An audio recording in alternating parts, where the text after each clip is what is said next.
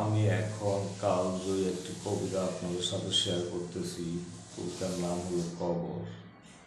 লিখেছেন জসিম উদ্দিন। এইখানে তোর দাদির কবর, ডালিম গাছের তলে।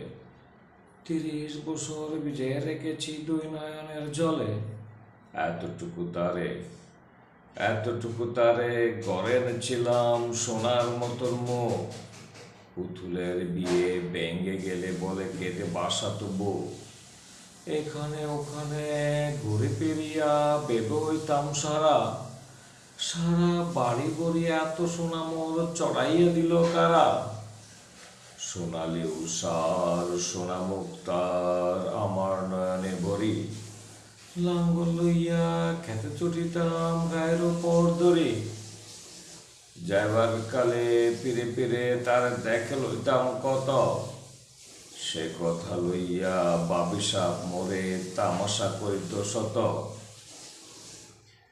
এমন করিয়া জানি না কখন জীবনের সাথে মিশে ছোটখাটো তার হাসি ব্যথা হারায় জ্ঞান দেশে। বাপের বাড়িতে যাইবার কালে কইত দরিয়া পা। আমারে দেখিতে যাইও জানতলির গা। শাপলার হাটে তরমুজ বেশি 6 পয়সা করে দেড়ে। পুতির মালা এক চড়া নিতে কখনো হতো না দেরি। 1.5 পয়সার তামাক এবং মাজন লইয়া গাটে।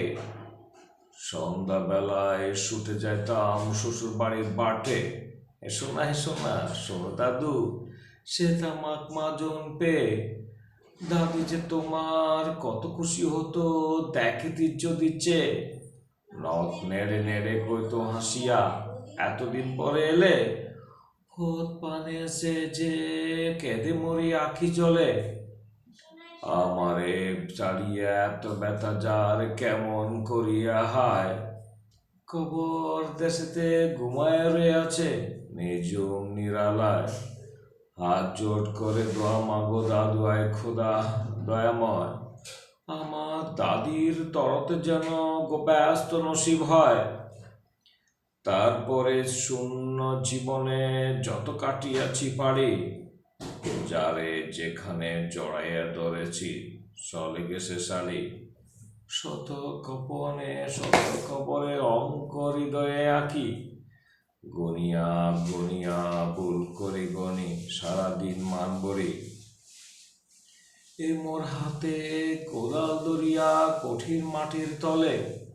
কত সোনামুখ গাড়িয়া দিয়েছি নাওয়ার চোখের জলে। ধন্যবাদ সবাইকে।